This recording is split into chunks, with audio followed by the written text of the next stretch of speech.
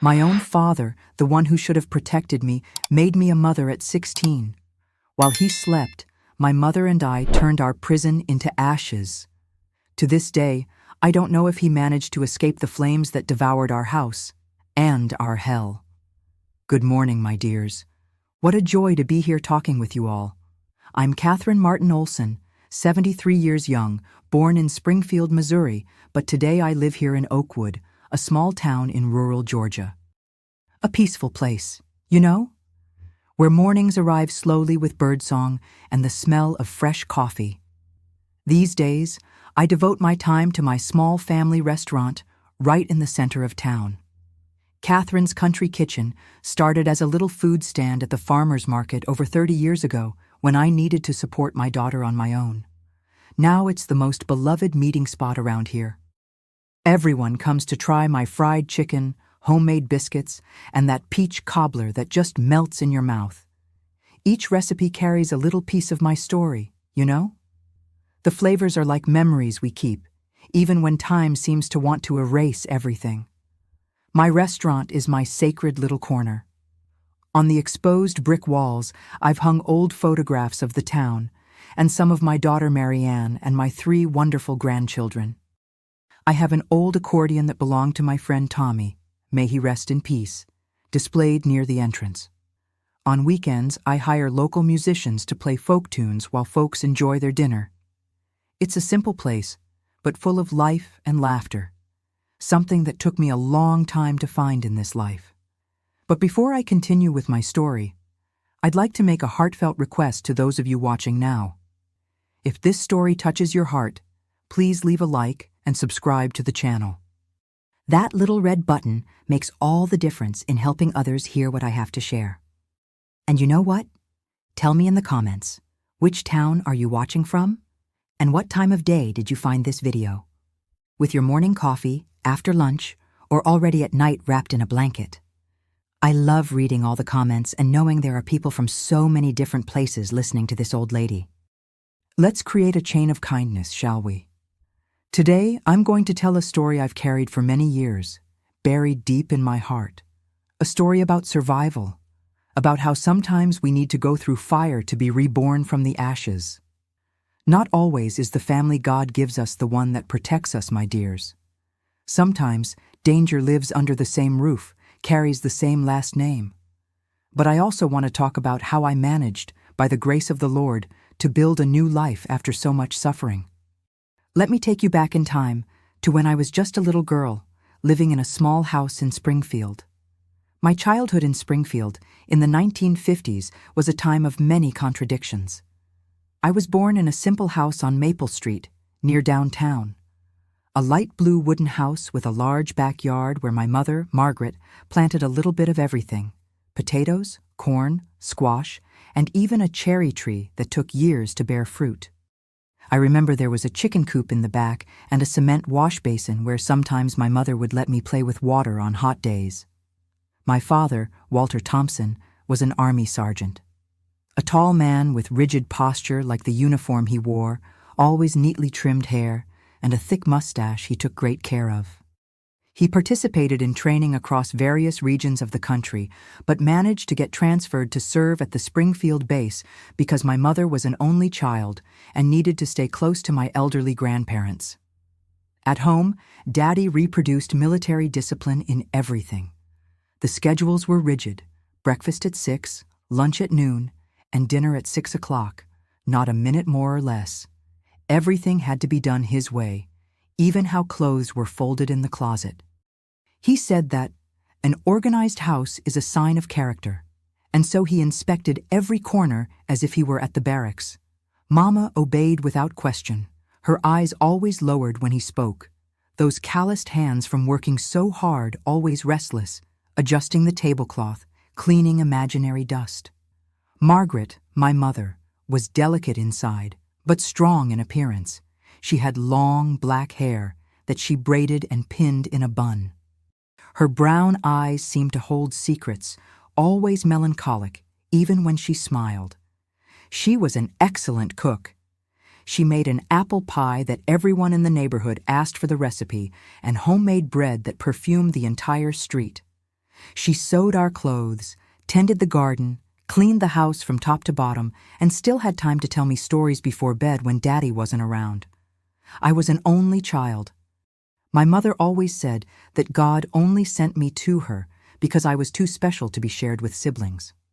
Later, I understood that she probably couldn't have more children, though we never openly talked about it. I grew up feeling the weight of being the only hope in that marriage, the only joy in that house that sometimes seemed more like a barracks than a home. At school, I was a shy but studious girl. Springfield Elementary was a 15-minute walk from my house. I always went with the same little blue cotton dress that Mama sewed to look just like the other girls' uniforms, but made at home because it was cheaper. My hair was tied in 2 braids with white ribbons, and I carried a brown leather satchel that had been my father's when he was a child. My first-grade teacher, Mrs. Jackson, was a middle-aged lady who had the patience of an angel with children. She was the one who noticed I liked to draw and encouraged me, giving me colored pencils as a present on my 8th birthday. Daddy didn't like it. He said it was a waste, that I should focus on learning useful things like math. But Mama hid the pencils in a box under my bed, and I drew in secret when he wasn't home. The games back then were simple but so much fun. We played Ring Around the Rosie, singing London Bridge is Falling Down, and Here We Go Round the Mulberry Bush.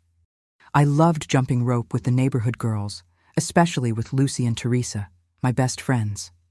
Lucy lived 3 houses down from mine and had a collection of 5 rag dolls her grandmother made. Teresa was Mr. Jensen's daughter, who owned the bakery on the corner, and she always brought a piece of cake or cookie to share with us. On Sunday afternoons, when Daddy allowed, we would go to the town square to get ice cream and watch the municipal band play in the gazebo. It was an important event in town, everyone dressed in their best clothes. Mama spent the previous day preparing my Sunday dress, starching the petticoats, polishing my only pair of patent leather shoes. I felt like a princess in those moments, even knowing that when we returned home, reality would be different. The county fair was the most anticipated event of the year in Springfield. The entire town was decorated, and farmers brought their best produce for the exhibition. There was music, food, and even a small carnival that came from far away, especially for the occasion. Daddy didn't like crowds, but my mother always found a way to take me to see the lights and eat cotton candy, even if just for half an hour. It was around my 9th year that I began to notice a change at home. Daddy, who had always been severe, began to get more irritated than usual. Any little thing was cause for shouting, and sometimes I would hear the sound of things breaking in the living room after I went to bed. Mama would appear at breakfast with swollen eyes, saying it was an allergy to the pollen from the backyard flowers. I pretended to believe her, even knowing that the flowers only bloomed in spring, and we were in winter. At school, Mrs. Evans, my 3rd-grade teacher, began to call me for talks after class. "Catherine, is everything okay at home?" she would ask, with those kind eyes behind round glasses. I always answered yes, as Daddy had taught me. "What happens at home stays at home," he would say, in that voice that allowed no argument.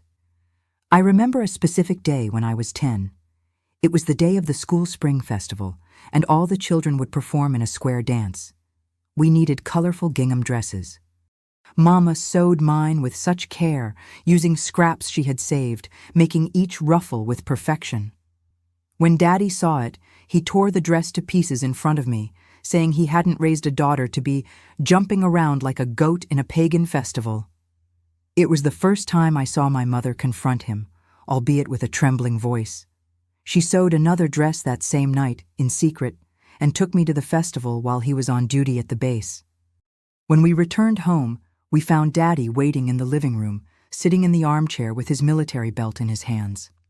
That night, Mama made me promise that no matter what happened, I would always be strong and never let anyone diminish my worth.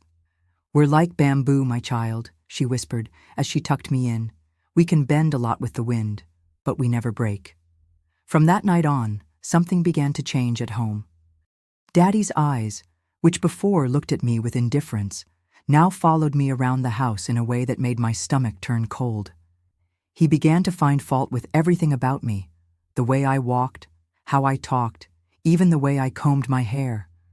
"Looks like an awkward tomboy," he would say, or "a girl of 11 shouldn't wiggle her hips like that." I didn't understand what I was doing wrong. I just knew that somehow my mere existence had begun to deeply irritate him. Mama tried to protect me as best she could. She would invent tasks to keep me busy in the kitchen when he came home irritated from the base. She would send me to Grandma Betty's house, her mother, when the tension at home became unbearable. My grandmother lived 3 blocks from us, in an even smaller house, but it seemed like an oasis of peace. It was there that I learned to make typical Southern treats: apple butter, peach preserves, pecan pie. Grandma Betty would say that busy hands keep sad thoughts away, and she was right. Grandpa George, Mama's father, had passed away when I was very little, but the stories about him kept his memory alive. They said he was a good man who treated my grandmother like a queen. Sometimes, lying on the thin mattress in the back room of Grandma Betty's house, I would imagine what it would be like if my father were like my grandfather. How our lives would be without screams, without fear. My father's parents, my paternal grandparents, I barely knew. They lived far away, in Kansas City, and rarely visited us. Grandma Dorothy was a serious lady of few words, always dressed in black even though she wasn't in mourning. Grandpa Harold had the same military bearing as my father, the same hard eyes. When they came to visit, the house would become even quieter, as if even the air was afraid to make noise. When I turned 12, I realized that childhood was slipping away and that life would be even more complicated from then on. My body was changing, and this seemed to disturb my father even more. Mama explained to me, in whispers, about the transformations I was going through. She taught me to use the cotton pads she sewed herself for the special lady days, as she called them. "Now you need to be even more careful," she told me, with a look that carried more worry than pride for the daughter who was becoming a woman. And it was during this period that things really began to change for the worse in our house, in that end of childhood that seemed to have been abruptly cut off, like a flower plucked before fully blooming. My 13th birthday changed everything. I remember it like it was yesterday. It was March 1965, a sunny Saturday, one of those with a sky so blue it seems hand-painted. Mama had woken up early and prepared a cornbread with honey, my favorite. She whispered, "Happy birthday, my flower," while combing my hair with that look full of love that only mothers have. Daddy was off duty that day. He sat at the breakfast table still in his pajamas, something rare for a man who lived in uniform, even at home.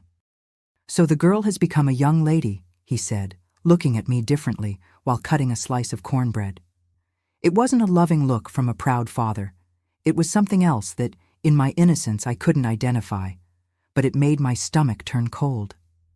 It was on this day that I received my first young lady dress, as Mama called it. A light blue dress with white polka dots, which she had sewn in secret for weeks. When I put it on, I realized that my body really was changing. The thinner waist, the beginning of breasts, the more rounded shapes. Mama taught me to walk like a young lady, with an upright posture and light steps. "Catherine is no longer a child, Walter," I heard Mama say to my father as they washed the dishes. "We need to respect her space now." "I know very well what she is," he replied, in a tone that made Mama immediately fall silent. At school, things were also changing. My period came a few months after my birthday, and with it came new challenges. The other girls were already talking about boys, about love letters hidden in notebooks. I remained shy, preferring to stay with my drawings and books during recess. The school library became my refuge. Among the dusty shelves, I could travel far away, be whoever I wanted, away from my father's severe eyes. Miss Clotilde, the librarian, a lady with gray hair and a gentle smile, noticed my interest in reading and began to set aside special books for me. "These are only for mature young ladies like you," she would say, handing me novels like Wuthering Heights and Pride and Prejudice. I devoured those pages, imagining what it would be like to live those intense and complicated love stories. At home, The atmosphere grew heavier each day. Daddy began to find fault with everything: the length of my skirts, the time I spent at school, the friendships I had. "A proper young lady doesn't stay out after 5, he would say, forcing me to run home from school, unable to participate in any extracurricular activities. One afternoon, I returned 10 minutes late because I stayed to help Miss Clotilde organize some new books. When I got home, I found Daddy at the door, arms crossed, his face red with anger. "Where were you?" he asked, grabbing my arm forcefully. "At the library, Daddy, helping Miss Clotilde with the—" I didn't finish the sentence. The slap came quickly and strongly, making me stagger backward. "Liar! You think I don't know what girls your age are doing out there? Sneaking around with boys, getting lost with the town rascals?" Mama came running from the kitchen at the commotion, her eyes wide with fear. "Walter, for God's sake, she was just at school." "You shut your mouth," he shouted, pointing his finger at her. "It's your fault she's like this, all provocative. You were the one who made that indecent dress for her." That night, for the first time, I was sent to bed without dinner. Lying in bed, with the mark of his fingers still burning on my face, I heard the shouting in the living room, the sound of things breaking, and then my mother's muffled crying. From then on, Daddy began to create even stricter rules. I could no longer wear the dresses Mama made, only skirts below the knee and high-necked blouses.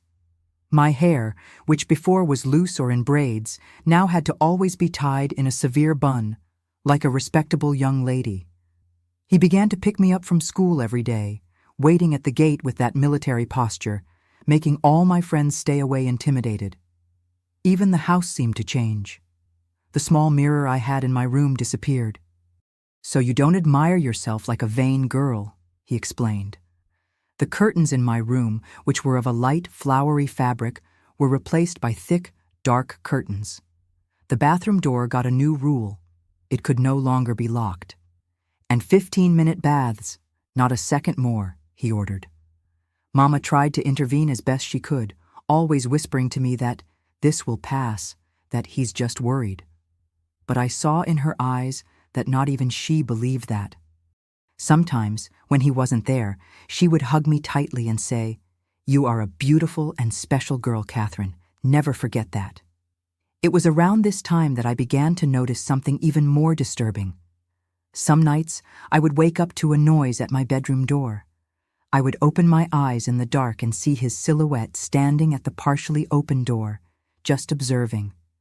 I would pretend to still be asleep, my heart beating so hard I was sure he could hear it. After a few minutes, he would close the door and return to his room. One night, I told Mama about this. "You must be dreaming, my child," she said, but her voice trembled in a way that betrayed the lie. "Your father is just checking if we're safe. It's his job to protect the family." But I knew that wasn't it. Those eyes in the darkness weren't of protection. They were of something I still didn't fully understand, but which filled me with a visceral fear. At school, my grades began to fall. I couldn't concentrate. I spent classes drawing dark spirals in the corners of notebooks, startled at every noise. Miss Martha, my English teacher, called me after class one day. "Catherine, what's happening? You were one of the best students, and now I can barely recognize your work." I opened my mouth to respond, but the words got stuck. What could I say? That I was afraid to go home? That my own father terrified me? That I woke up every morning with a knot in my stomach, wishing night would never come? "I'm just tired," I replied, forcing a smile. "I'll try harder, I promise." She didn't believe me, of course. No one would believe that forced smile. But in those days, family problems weren't discussed outside the home. What happens within 4 walls stays within 4 walls, as Grandma Betty used to say. It was around this time that the milk ritual began. It was something so bizarre that for a long time I thought I had imagined it all. It started on a particularly cold night in July. I was sleeping when my bedroom door opened. At first, I thought it was the usual observation, but this time he came in. I felt the mattress sink with his weight sitting on the edge of my bed. "Wake up, Catherine," he said, his voice strangely calm. I opened my eyes, pretending I had just woken up, fear running cold through my veins. "Yes, Daddy?" He was holding a glass of milk. "Drink this. It will help you sleep better." I sat up in bed, confused. Daddy had never brought me anything to drink before. I took the glass with trembling hands and took a small sip. The taste was horrible, sour, and strange. "It's spoiled," I said, trying to return the glass. "Drink it all," he ordered, without moving. "It's good for disciplining the body." With tears in my eyes, I forced myself to swallow that disgusting liquid, my stomach turning in protest. When I finished, he took the empty glass, looked at me for a long moment, and left without saying anything more. The next morning, I woke up feeling sick, with a stomachache and a strange sensation on my skin. When I looked at myself in the small hand mirror I hid under the mattress, I saw that my face was blotchy, with small red eruptions. The sour smell of milk seemed to have permeated my hair, my skin. "Mom, I'm feeling sick," I said when I reached the kitchen. Mama looked at me, startled by my appearance, but before she could say anything, Daddy came in. "She looks sick," Mama murmured, putting her hand on my forehead. "It's nothing," he said, cutting the bread with unnecessary force. "She probably ate something she shouldn't have yesterday. Go wash up for school, Catherine." "But she has a fever, Walter. Maybe she should stay home today." "She's going to school," he said, in a tone that ended any discussion. "She'll learn not to be weak." I dragged myself to the bathroom, feeling dizzy and nauseated. The bath didn't take away that strange smell from my skin, nor did it alleviate the discomfort. At school, I spent the entire morning with my head down, avoiding looking at my classmates, feeling that everyone could smell that odor that seemed to emanate from me. The next night, he returned with the glass of milk, and the next, and the next. Always the same silent ritual, the glass of spoiled milk, the order to drink it all, the heavy silence afterward. Sometimes he would spill some of the liquid on my hair or on my nightclothes, saying it was accidentally. After a few weeks, my skin was constantly irritated, my hair looked like straw, and the smell, that sour smell, followed me like a shadow. "Why do you always smell bad, Catherine?" Teresa asked one day in the school hallway. "My mom said you can use our bathroom to take a bath if you need to." Shame burned my face like fire. How to explain that I took a bath every day, but that my own father forced me to smell like this? How to say that, even after scrubbing my skin until it was red, that odor wouldn't completely go away because every night the ritual was repeated? At home, after each session with the spoiled milk, I had to clean everything: the bed, the floor, my nightclothes. "To learn to be clean," he would say, watching as I scrubbed the stained mattress at 2 a.m, exhausted and humiliated. I tried to tell Mama. "He makes me drink spoiled milk every night," I said one afternoon when we were alone in the kitchen. She stopped kneading the bread, her hands covered in flour frozen in the air. For a moment, I thought she hadn't heard me. Then I saw a tear roll down her face. "Mama, I'll talk to him," she whispered, returning to kneading the dough forcefully. "I'll make him stop this." But that night, when I heard their shouts in their bedroom, I knew nothing would change. In fact, it got worse. That night, he came with 2 glasses, one for me to drink, another to pour completely over my head. "This is for you to learn not to tell lies about your father," he said, his eyes glowing with contained anger. "The next time you make up stories, it will be much worse." That's when I understood I was alone in that hell. Mama might love me, might want to protect me, but she was also afraid of him. She was also a prisoner. I began to create strategies to survive. I learned to hide small pieces of soap under the mattress to rub on my skin during the night. I began to keep my hair very short. I told Mama I wanted a modern cut, but it was really to make it easier to clean after the milk rituals. I hid clean clothes under the bed to change after he left.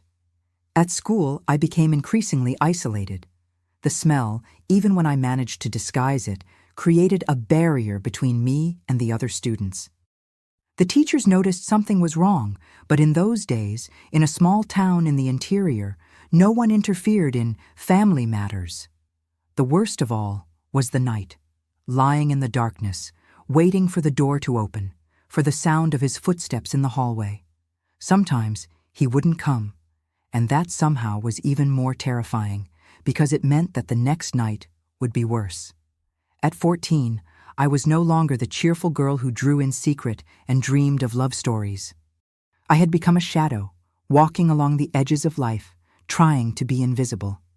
My eyes, which Mama said were windows of joy, were now always lowered, avoiding contact. That's when everything began to get even worse.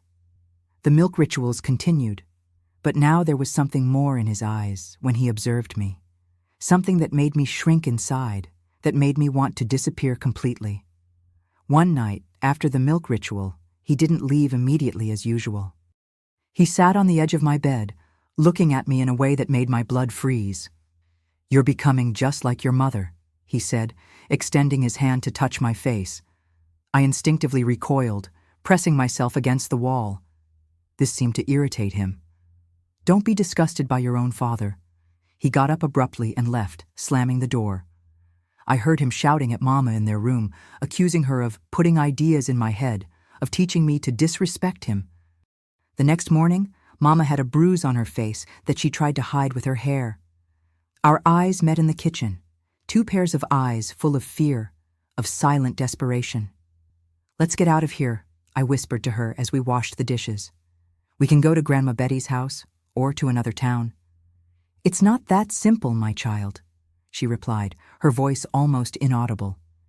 "He would find us, and it would be worse." And so we continued, trapped in that house that seemed more like a prison, counting the days, surviving from one moment to the next, waiting for a miracle that seemed to never come. The winter of 1966 was the coldest I remember in Springfield, not just because of the cutting wind that came down from the Ozark Mountains, but because of the ice that had settled inside our house, inside my soul. I had turned 15 that March, but I felt as if I had lived several lifetimes of suffering in just one. The milk ritual continued, night after night, without fail. My body was always marked, the irritated skin, the dull hair even when clean, the brittle nails. At school, I no longer had friends. I always sat at the back of the class, bent over my notebook, trying to make myself invisible. Some teachers tried to approach, but I had built a wall around myself. Telling meant making everything worse. I had already learned that lesson in the worst possible way. Daddy now controlled every aspect of my life. He chose the clothes I would wear, decided when I could speak, even what I ate. "You're getting too fat," he would say, reducing my portions at dinner. Or then, "That blouse is too tight, want to look like a tramp." And he would force me to wear loose shirts that hid any shape of my body. When I returned from school, I had to go straight home. No stopping by the library, no talking with classmates. He timed my journey, and if I took longer than expected, punishment was certain. Mama became increasingly faded, like a candle slowly losing its flame. Her eyes, once just sad, now seemed empty. Her hands trembled when she served coffee, when she set the table, when she folded clothes. One June afternoon, I returned from school and found the house strangely silent. Mama wasn't in the kitchen as usual. I called for her but got no response. With a racing heart, I went to their room and knocked lightly on the door. Nothing. I pushed the door slowly and found her lying on the bed, her face turned to the wall. "Mama, is everything okay?" She didn't respond immediately. When she finally turned, I saw that her face was swollen, her right eye almost closed by a purple bruise that spread to her temple. "My God, Mama, what happened?" I ran to her, sitting on the edge of the bed. "It's nothing, my child," she whispered, trying to smile. "I just slipped and hit the corner of the table." It was a lie, of course. That kind of injury didn't happen in household accidents. I got a damp cloth from the kitchen and returned to help her clean her face. As I gently passed the cloth over the bruise, I noticed other marks, on her arms, on her neck. Marks of fingers, of strong hands that had squeezed with violence. "It was him, wasn't it?" I asked, my voice breaking. She just closed her eyes, tears silently rolling down her bruised face. She didn't need to say anything. The silence confirmed everything. "We need to get out of here, Mama. Today. Now." "We can't," she said, holding my hand with surprising strength. "He would find us. You don't know your father like I do. He has contacts everywhere, other military men who would help him. We would have nowhere to go. And Grandma Betty, she would help us. That would be the first place he would look. And Mother is already very elderly. She couldn't protect us." She dried her tears with the back of her hand. Besides, he swore that if we tried to run away, he would do terrible things. At that moment, I understood the size of our prison. It wasn't just the walls of that house that kept us captive, but fear, a fear so deep that it paralyzed, that poisoned the soul. At night, when Daddy arrived, he acted as if nothing had happened. He sat at the table, demanded that dinner be served, talked about trivial things from the base. Mama moved like a ghost through the kitchen, serving him in silence, eyes lowered, her still swollen face now covered by a layer of powder that barely disguised the bruises. He looked at me throughout the meal. Not directly, but from the corner of his eyes, observing my every move. I felt like an animal being studied by a predator, waiting for the right moment to pounce. When we finished eating, he ordered me to wash the dishes while Mama cleaned the rest of the kitchen. With my back to the sink, I could feel his eyes on me, burning like embers. "You're starting to look like your mother when she was young," he said, his voice strangely calm. "But I hope you're more obedient than she is." A chill ran down my spine. I continued washing the dishes, my hands trembling under the water. That night, the milk ritual was different. He entered my room later than usual, after midnight. Instead of just one glass, he brought an entire bottle of spoiled milk. The sour smell immediately filled the room. "Today you deserve special treatment," he said, his voice low and threatening. I sat up in bed, against the headboard, trying to get as far away as possible. "Please, Daddy, I didn't do anything wrong." "No? And that conversation with your mother this afternoon? You think I don't know what you two are whispering behind my back?" He approached, leaning over me. "You think I don't know that you're making up stories about me to others? I never said anything to anyone, I swear." He grabbed my arm with such force that I felt as if the bones might break. "Liar, just like your mother." What followed was a nightmare that even after so many years still makes me wake up sweating in the middle of the night. He poured the milk over my head, soaking my hair, my face, my clothes. The viscous, fetid liquid ran down my neck, permeating every inch of my skin. Meanwhile, he murmured terrible words, calling me dirty, impure, saying I needed to be cleaned inside and out. When the bottle emptied, he threw the rest of the contents on the floor, forming a disgusting puddle beside the bed. "Clean all of this up," he ordered, throwing an old cloth at me. "And I don't want to see a single drop tomorrow morning." After he left, I collapsed on the soaked floor, silently sobbing, my entire body shaking. The smell was unbearable, the humiliation even worse. I spent hours cleaning, the floor, the mattress, myself. I tried to wash in the small bucket I kept hidden under the bed, but without being able to completely remove that odor that seemed to have embedded itself in my skin. The next morning, Mama saw my condition, the red and swollen eyes, the irritated skin, and understood what had happened. Without saying a word, she prepared an herbal infusion and gave it to me to drink. "It will help with the discomfort," she whispered, caressing my damp hair that I had just washed. "And put some on your skin too. It helps calm the irritation." When Daddy left for work, she approached and hugged me tightly, as she hadn't done in a long time. I felt her tears wetting my shoulder. "Forgive me, my child," she murmured. "Forgive me for not being able to protect you." At that moment, I realized something important. Mama wasn't my jailer. She was a prisoner, just as much as I was. The difference was that her chains were older, deeper, forged by years of fear and violence. The following weeks were a blur of terror and anguish. The milk ritual began to happen almost every night, always more violent, more humiliating. Sometimes he would force me to kneel on the floor while he poured the liquid over me, saying I needed to learn humility. Other times, he forced me to drink glass after glass until my stomach turned and I vomited. Then he made me clean everything up. At school, my situation drastically worsened. The smell, which now seemed permanent, transformed me into a target of cruel jokes. "Here comes the stinky one," they whispered when I passed. Some girls dramatically covered their noses, others pretended to faint. The teachers tried to intervene, but the damage was already done. One day, the principal, Mrs. Sullivan, called me to her office.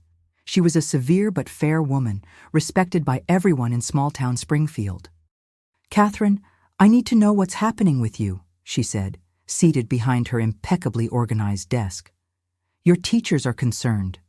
Your grades have dropped, you no longer participate in classes, and—" she hesitated. "There are complaints about your personal hygiene." I lowered my eyes, shame burning my face. "Is everything okay at home?" she asked, her voice softer. I opened my mouth to respond, but the words didn't come out. What could I say? The truth was so absurd, so horrible, that even I couldn't fully comprehend it. And the fear of what Daddy would do if he discovered I had spoken, paralyzed me. "Yes, ma'am," I lied, my voice barely audible. "Everything is fine." She studied me for a long moment, her penetrating eyes seeming to see through my lie. "You know you can trust me, don't you? If something is wrong, I can help." I wanted so much to believe her. I wanted so much to tell everything, to throw out that poisonous secret that was consuming me from within. But then I remembered his words. "If you tell anyone, it will be much worse, and not just for you." "Thank you, Mrs. Sullivan," I replied, forcing a smile. "But everything is fine, really. I'm just going through a difficult phase." She sighed, clearly not convinced. "Well, if you change your mind, my door is always open." I left there with a heavy heart, knowing I had lost an opportunity to seek help. But fear was greater than hope at that moment. At home, things continued to deteriorate. Mama was increasingly weak, both physically and emotionally. Many times I found her sitting alone in the kitchen, staring at nothing, tears silently rolling down her face. Other times, she murmured prayers, holding a small rosary hidden in her apron pocket. One afternoon, arriving from school, I heard screams coming from their room. His voice, furious as always, and then a dull thud, the sound of a body falling. I ran to see what had happened and found Mama on the floor, unconscious, a trickle of blood running from her temple. Daddy was standing over her, his fists clenched, his face contorted with rage. "What did you do?" I screamed, running to help my mother. He grabbed me by the arm, throwing me against the wall with force. "This is none of your business. Go to your room." "No, she needs a doctor." His hands found my neck, squeezing until I could no longer breathe. "You will do as I say," he hissed, his face inches from mine, "or you'll end up like her." When he released me, I fell to my knees, coughing and choking, the air burning in my lungs. Mama was beginning to move on the floor, moaning softly. "Go to your room," he repeated, his voice now controlled, almost normal. "Now." I looked at Mama one more time, her semi-open eyes meeting mine, silently begging me to obey, not to provoke him further. With a broken heart, I dragged myself to my room, closing the door behind me. That night, the milk ritual was replaced by something worse. Much worse. He entered my room late at night, smelling of whiskey and sweat. He sat on the edge of my bed, observing me in the dim light. I pretended to be asleep, but my entire body was tense, prepared for what would come, the spoiled milk, the insults, the usual humiliation. But that's not what happened. "I know you're awake," he murmured, his hand finding my arm under the blanket. You don't need to pretend with me. I opened my eyes slowly, fear freezing my blood. Your mother is no longer in a condition to fulfill her duties, he said, his voice strangely calm. Now, you will have to take over her responsibilities. I didn't immediately understand what he meant. I thought he was referring to household chores, cooking, cleaning, washing clothes. But there was something in his eyes, something predatory and terrible, that made me realize he was talking about something else. Daddy, please, I whispered, trying to move away. I'm tired. Can we talk about this tomorrow? His hand tightened on my arm. I'm not asking, Catherine. I'm ordering. What followed was the worst night of my life. A night that, for many years, I tried to erase from memory, push to the darkest corners of my mind. A night when my own father destroyed the last vestige of innocence I still possessed, forcibly taking what should never have been his. When he finally left my room, I lay in the darkness, motionless like a broken doll. There were no tears, just a deep emptiness, a black hole that seemed to have swallowed my soul. Dawn found me like this, eyes fixed on the ceiling, the body aching and the mind trying to comprehend the incomprehensible. In the following weeks, the spoiled milk ritual was replaced by this new torment. Night after night, he would come to my room, destroying a bit more of me with each visit. Sometimes I tried to resist, but that only made him more violent. I learned it was better to stay quiet, to let my mind wander far away while my body endured the unbearable. Mama must have realized what was happening.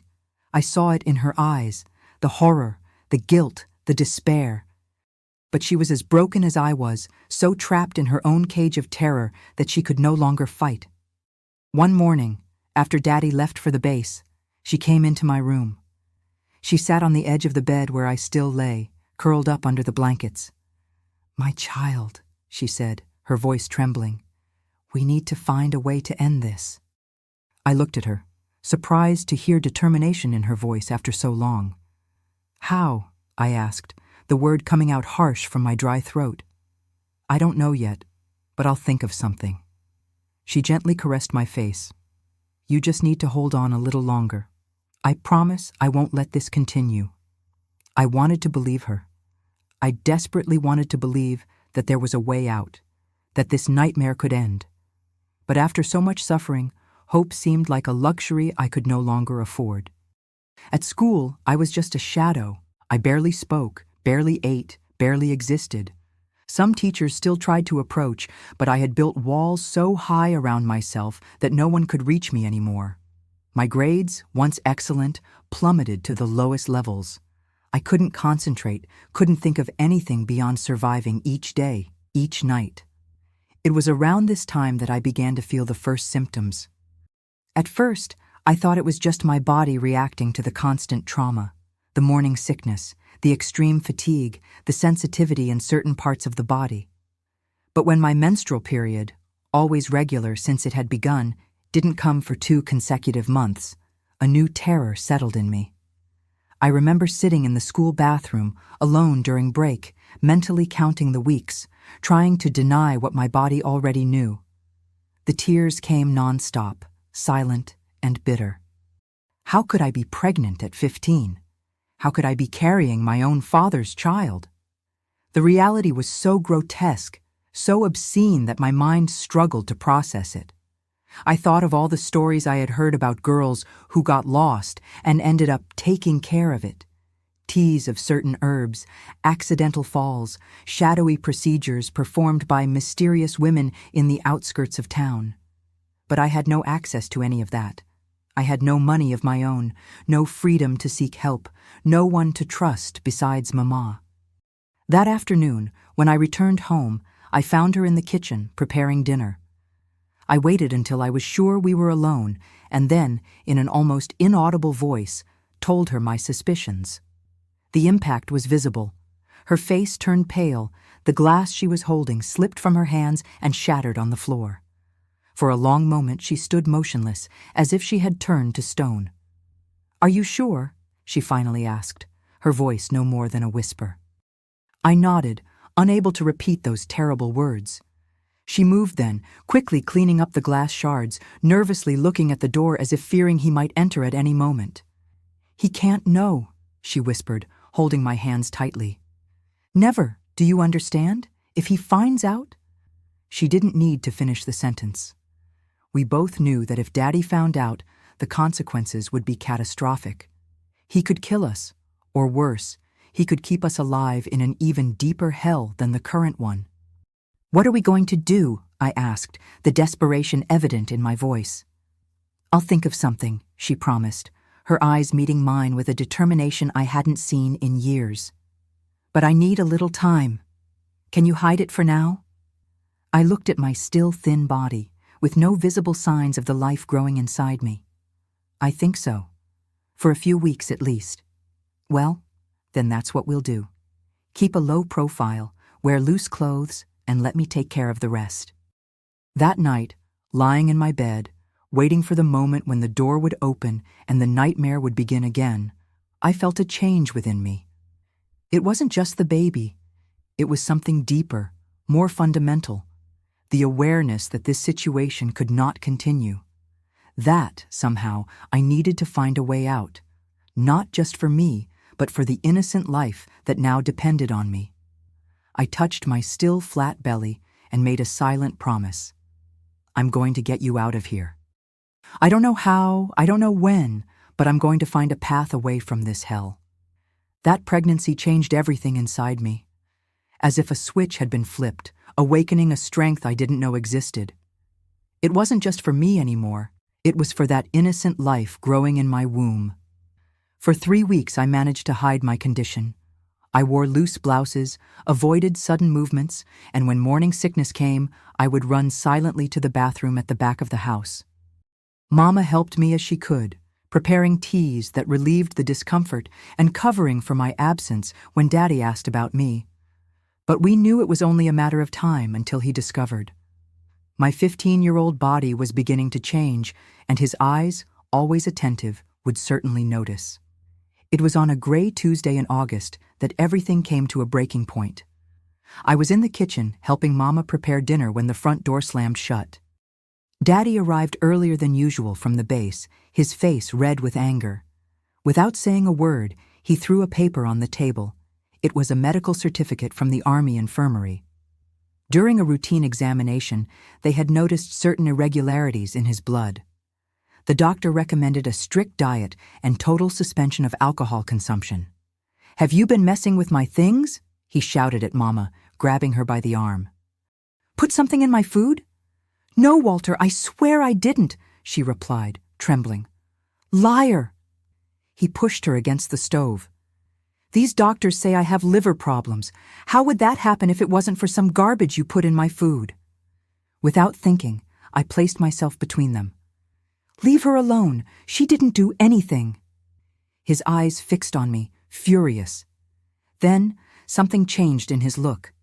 He observed me from top to bottom, lingering on my slightly wider waist under the loose blouse. "What do we have here?" he murmured, advancing toward me. "Seems like someone is hiding something." I instinctively backed away, protecting my belly with my hands. It was my mistake. That instinctive gesture confirmed his suspicions. With a quick movement, he grabbed my blouse, pulling it up. "I knew it, you filthy tramp." "It's not what you're thinking," Mama tried to intervene, desperate. "Shut up," he roared, pushing her away. He turned to me, his eyes burning with hatred. "Who was it? Which schoolboy got you pregnant? You're going to tell me now or I'll beat it out of you." A deadly silence filled the kitchen. How to tell the truth? How to say that the father of the child was himself? It was Mama who spoke, her voice surprisingly firm. "Leave her alone, Walter. The child is yours." The words hung in the air like a death sentence. I will never forget his expression. First confusion, then understanding, and finally a rage so deep it seemed to come from the depths of hell. "What?" he whispered, his voice dangerously low. "You heard me," Mama continued, moving to stand by my side. "The baby is yours, the fruit of what you did to our daughter all those nights." He stood motionless for an instant, processing those words. Then he exploded in a violence like I had never seen before. He charged at us both, knocking over the kitchen table in the process. Mama pushed me behind her, receiving the first blow that was meant for me. "Run, Catherine," she shouted as she struggled to hold him back. But I couldn't move. I couldn't leave her alone with him in that state. I grabbed the first thing I found, an iron skillet, and hit his back with all my strength. He turned, surprised by the blow, momentarily stunned. It was enough for Mama to break free. She grabbed my hand and we ran to the backyard, locking the kitchen door behind us. "The cabinet!" she shouted. "Push the cabinet against the door!" Together, we pushed the heavy pantry cabinet against the door, which was already shaking with the blows he was delivering from the other side. "It won't hold for long," Mama said, breathless. "We need the plan now." "What plan?" "The one I've been preparing for weeks." She ran to the back of the yard, moving some loose bricks near the wash basin. From an improvised hiding place, she retrieved a small bundle and a wooden box. "I've been saving money for years, a little at a time, and this—" She opened the box, revealing a white powder. "What is this?" "Concentrated laxative. I bought it from Mrs. Wilson, who works at the pharmacy. I said it was for me because of intestinal problems." The blows on the door grew stronger. The cabinet began to move. "We'll do it like this," she explained quickly. "When he manages to get through, I'll say we're sorry, that we want to talk. I'll offer to make the coffee he likes, with that sweet bread. You stay quiet, looking scared. When he calms down a bit, I'll put this in his coffee. It's very strong. It will make him run to the bathroom in minutes. And then, while he's trapped in the bathroom, we grab the things I've already set aside under my bed and run away. I have enough money for us to catch a bus far from here." It was a simple plan, almost naive, but it was our only chance. I nodded, my heart beating so hard it seemed to want to leap out of my chest. The cabinet finally gave way, and the door opened with a crash. Daddy appeared in the yard, his face contorted with rage, a piece of wood in his hand. "You two are going to pay for this," he roared. Mama immediately changed her posture, shrinking, appearing defeated. "Forgive us, Walter. We lost our heads, but we want to talk." He advanced, suspicious. "Talk? After what you did?" "Please," she begged, hands extended in supplication. "Think of the baby. It's your blood too." Those words seemed to reach him somehow. He stopped, still furious, but now hesitant. "Let me make some coffee," Mama suggested, her voice soft. "We can sit and discuss this like adults." He lowered the piece of wood, still tense like a snake ready to strike. "Make the coffee. But if you try anything—" "We won't try anything," she promised, moving slowly back to the kitchen. We followed the plan to the letter. While Mama prepared the coffee, I sat quietly at the table, pretending to be terrified, which wasn't difficult. Daddy watched us, still standing, the distrust evident in every tense muscle of his body. When the coffee was ready, Mama served a cup for him, adding 2 spoonfuls of sugar to disguise the taste of the laxative. She also offered the sweet bread that she knew was his weakness. "Drink it while it's hot," she suggested, sitting on the other side of the table. He took the cup, still staring at us. He took a sip, then another. He took a bite of the bread. With each passing second, my heart raced more. "So," he began, his voice a little calmer now, "you think you can attack me and then pretend nothing happened?" "No, of course not," Mama replied, eyes lowered. "But we need to think about the future. About the baby." He took another sip of the coffee, finishing the cup. "The baby," he murmured, looking at my belly. There was something disturbing in that look. It wasn't anger, but a kind of sick possessiveness. "My son." That's when it started. First, an expression of discomfort crossed his face. He shifted in his chair, restless, then a grimace of pain. "What?" he began, holding his stomach. "What did you put in this coffee?" Mama maintained an innocent expression. "Just what you like, sugar and a little cinnamon." He got up abruptly, his face contorted with pain.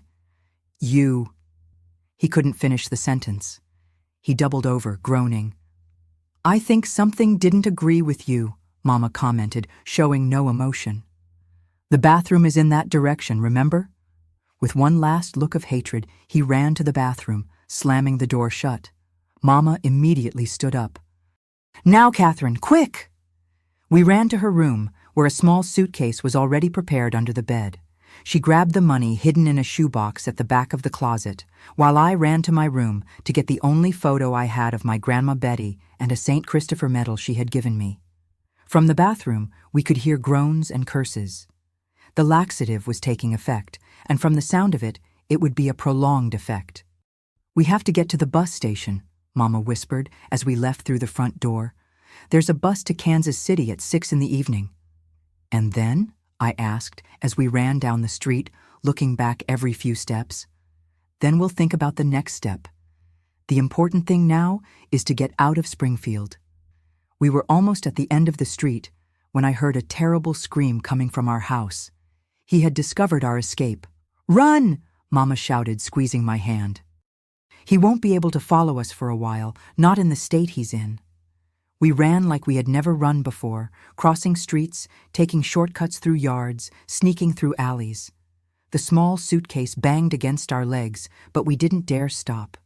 When we finally reached the bus station, we were breathless, sweaty, but with a sensation I hadn't felt in years: hope. The bus to Kansas City was already at the platform, almost ready to depart. 2 for Kansas City, Mama requested at the counter, her hands trembling as she handed over the money. With tickets in hand, we ran for the bus, climbing the steps at the exact moment the driver was closing the doors. We sat in the back seats, ducking down so as not to be seen through the windows. The engine roared. The bus began to move. Only when we left the limits of Springfield, already on the highway that cut through cornfields, did I allow myself to breathe normally. We made it, I whispered, still not quite believing it. Mama squeezed my hand, silent tears rolling down her face. Yes, my child, we are free. But something still bothered me. What if he looks for us? He has contacts, knows people in the army. Mama looked out the window at the lights of Springfield that were getting farther and farther away. A strange, almost wild smile appeared on her lips. I think he'll have more urgent problems to solve. What do you mean? Before we left, while you were getting your things. She hesitated, as if weighing whether or not she should tell me. I went back to the kitchen and turned on the stove. Turned on the stove? I repeated, confused, and left a cloth soaked with alcohol right next to it, and that old curtain in the living room, which always catches fire easily. I understood then what she had done. I looked out the back window of the bus, at the horizon behind us. In the dark sky over Springfield, a column of smoke was beginning to form, tinged red by the flames that certainly were already consuming our old house. I didn't feel sorry. I didn't feel remorse. I felt only that, finally, justice had been done. That house wasn't a home. It was a prison, a torture chamber. And now, its walls that had witnessed so much suffering were being purified by fire. Where are we really going? I asked, realizing that Kansas City would be just our first stop. Far away, Mama replied, putting her arm around my shoulders. To a place where he will never find us, where we can start over, you, me, and... She lightly touched my belly. This little angel who, despite everything, is a blessing. I rested my head on her shoulder, exhausted but relieved. For the first time in years, I allowed myself to close my eyes without fear of what would happen while I slept. We were finally free. Kansas City was just our first stop. We stayed there for only 3 days, staying in a simple boarding house near the bus station. Mama was paranoid, thinking that at any moment Daddy or some military colleague of his would appear.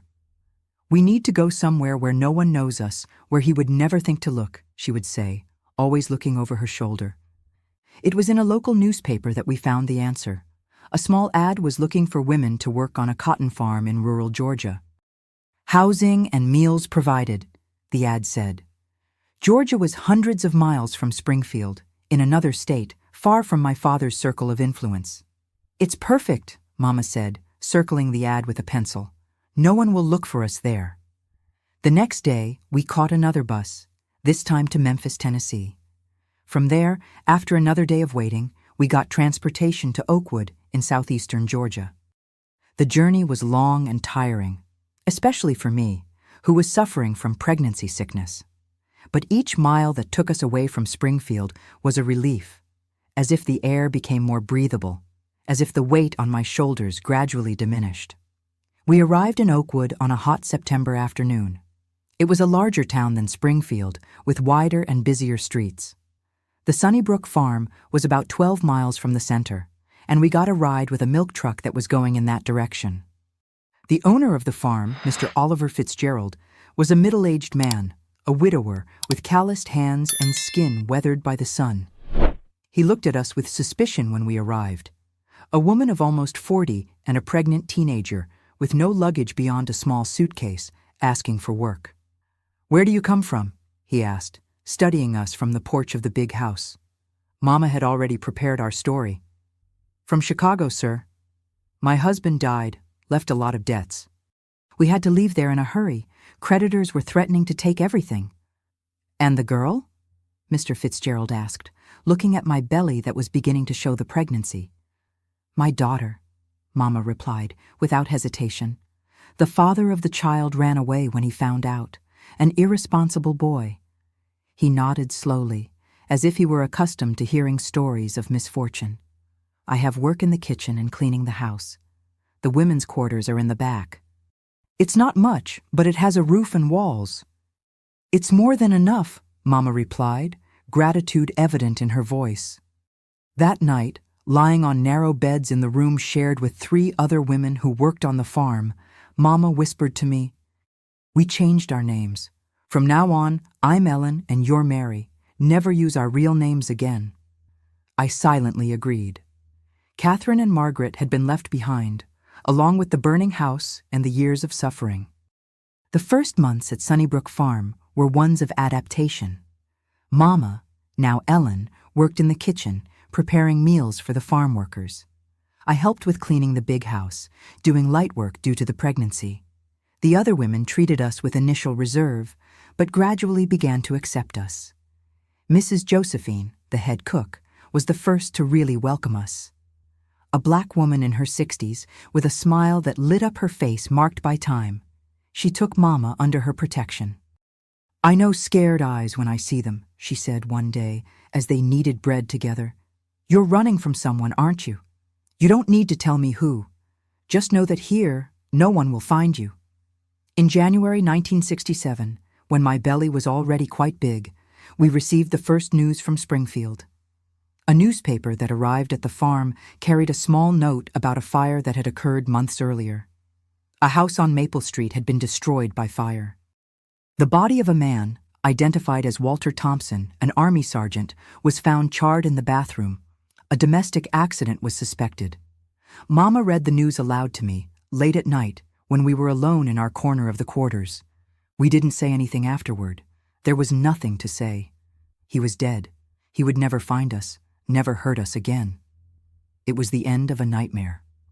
Marianne was born in February 1967 on a rainy night. Mrs. Josephine delivered the baby right there on the farm with Mama's help. It was a difficult birth. I was only 16 and my body wasn't fully prepared yet. But when I finally held my daughter in my arms, something happened inside me. Looking at that perfect little face, those tiny fingers, I promised that she would never know the kind of pain I knew. She would never know the truth about her origin. For her father would always be a boy I met at school who left without knowing about the pregnancy. Mr. Fitzgerald, surprisingly, was very generous. He allowed us to stay on the farm, offered a separate room for the 3 of us when Marianne was born, and even served as godfather at the baby's baptism in the small farm chapel. "Every child deserves a decent start," he said on the occasion, awkward with the newborn in his arms. Over time, our life gained a new routine. Mama became the main cook when Mrs. Josephine became too elderly for heavy work. I began to help with the farm administration since I had good handwriting and knew how to do accounts. Mary Ann grew strong and healthy, loved by everyone on the farm, running among the cotton fields, playing with the children of other workers. We stayed at Sunnybrook Farm for almost 10 years. They were times of healing, of reconstruction. Slowly, the nightmares diminished. Mama's frightened eyes regained their sparkle. My body, previously always tense, ready to flee or defend itself, began to relax. We learned to laugh again, to make plans, to look to the future with hope instead of terror. It was in 1976 that our life changed again.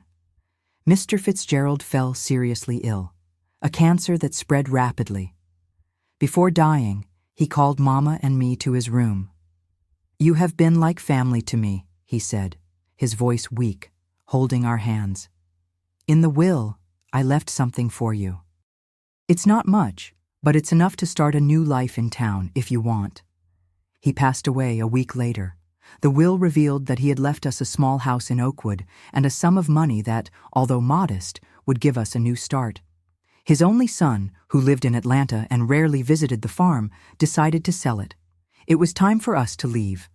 In Oakwood, using the money left by Mr. Fitzgerald, we opened a small business, a stand of typical Southern food at the municipal market. Mama made the sweets and savories, and I took care of the sales. Mary Ann, then almost 10 years old, helped as she could, charming customers with her easy smile and communicative manner.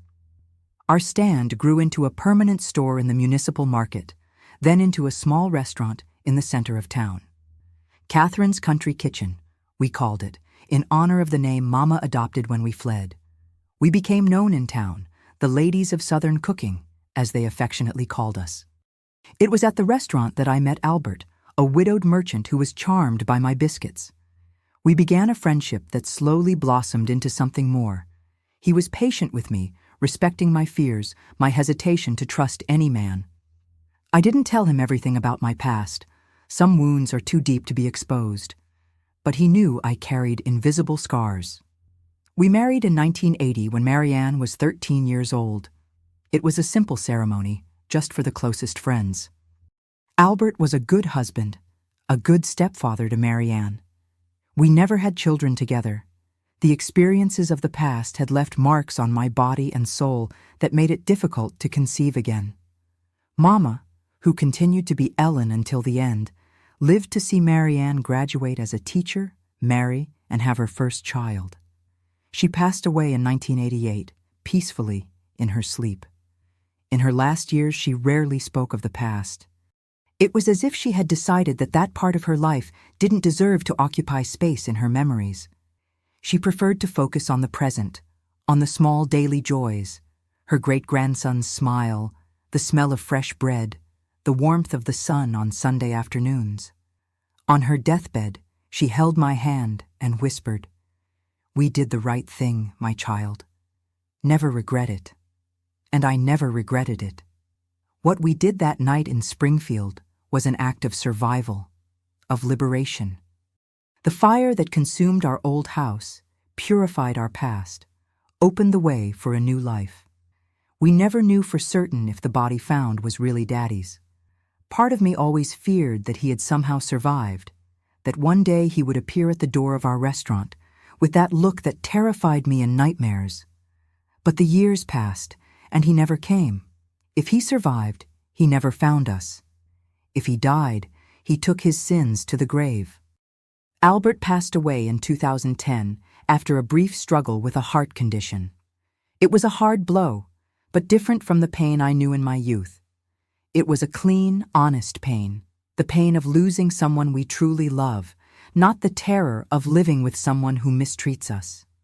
Today, at 73 years old, I live a peaceful life in Oakwood. My restaurant is now mainly managed by my oldest granddaughter, although I still show up almost every day to supervise the kitchen. Mary Ann and her 3 children live nearby, and we see each other frequently.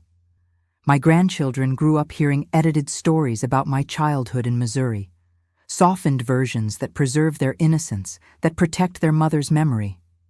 Sometimes, when I'm alone, I think about Catherine, that girl I was, who suffered so much, who almost lost herself in darkness.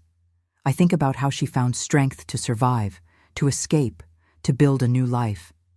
And I feel proud of her, of this younger version of myself who refused to be defeated. The past never completely abandons us.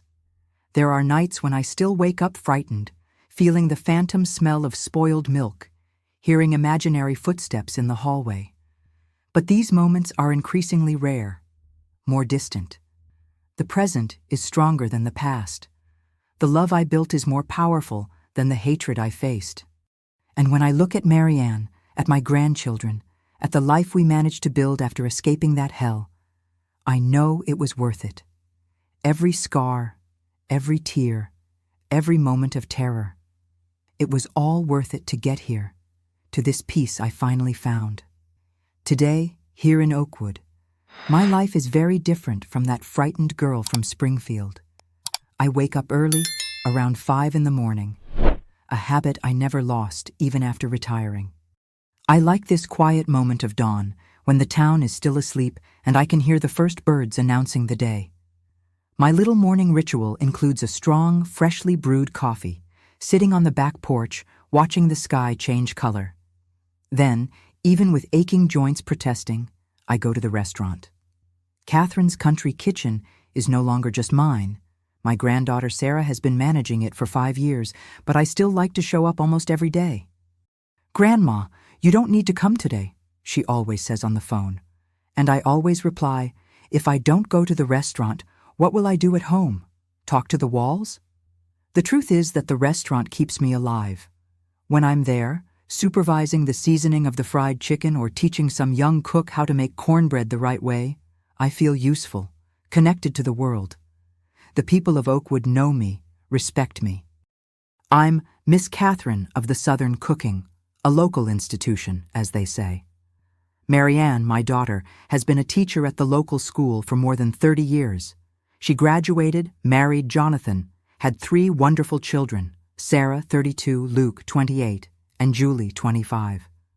They all grew up between the tables of the restaurant, learning to knead dough and serve customers from an early age. My house is a few blocks from the restaurant, a simple but comfortable building on Oakwood Avenue. It was the first house I bought with my own money when the restaurant began to prosper. I have a backyard with fruit trees, peach, apple, cherry, that I tend to with all my care. On weekends, it's where the family gathers for lunches that extend into the afternoon. After Albert's death, I thought the loneliness would be unbearable. It was difficult, yes, but I discovered a strength in me that I didn't even know existed, the ability to rebuild life, to find purpose even after losing someone so dear. Perhaps it's a skill I developed very early, when I had to start from scratch on that farm in 1966. I keep myself busy beyond the restaurant.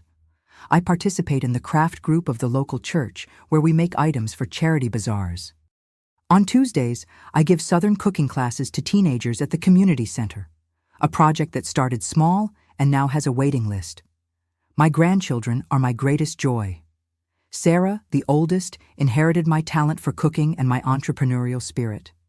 Luke followed a different path. He's an agricultural engineer working with sustainable planting techniques.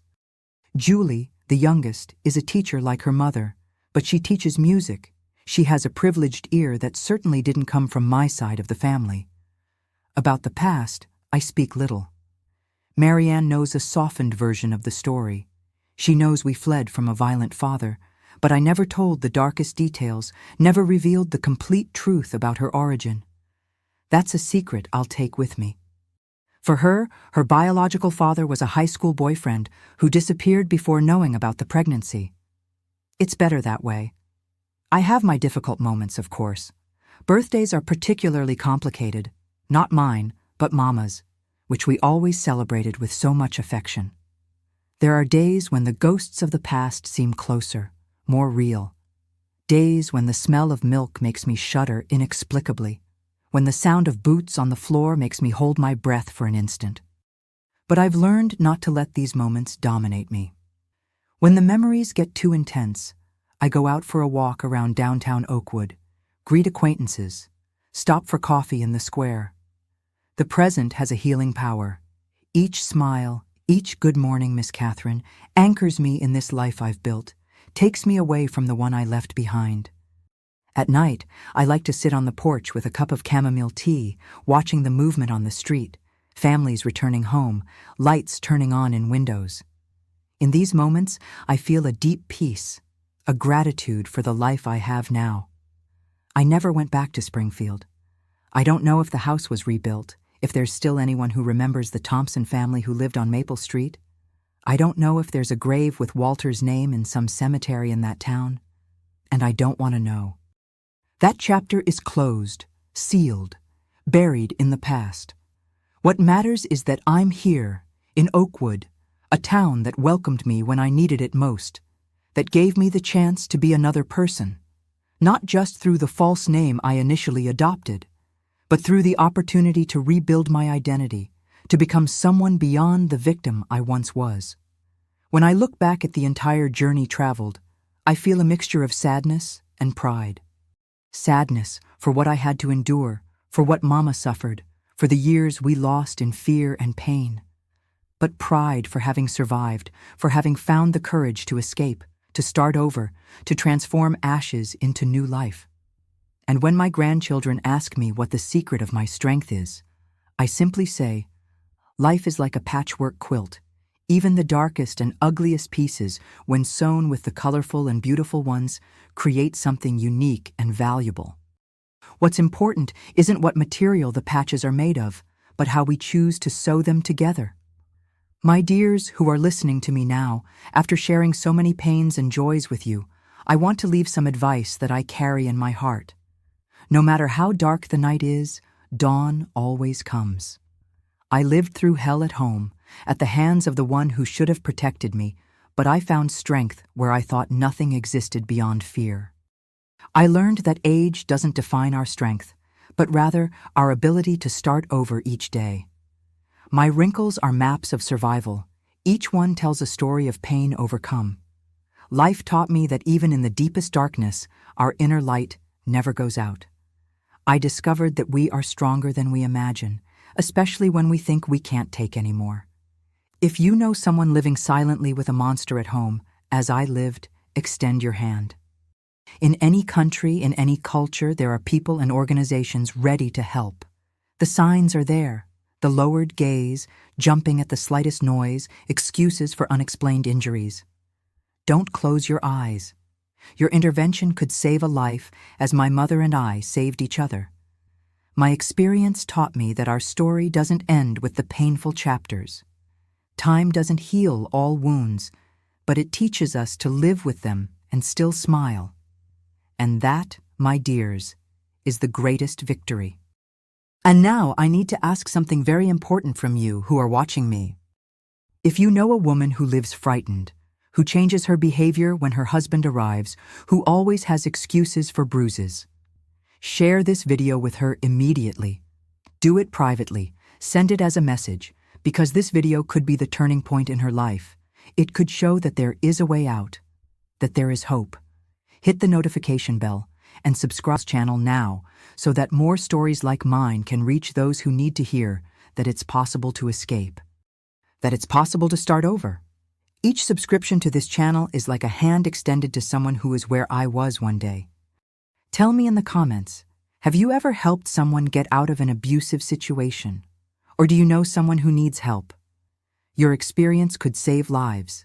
Because, my dears, what I never told anyone until today is that on the darkest nights, when I thought about giving up everything, it was the image of my daughter growing up in the hands of that monster that gave me strength to fight.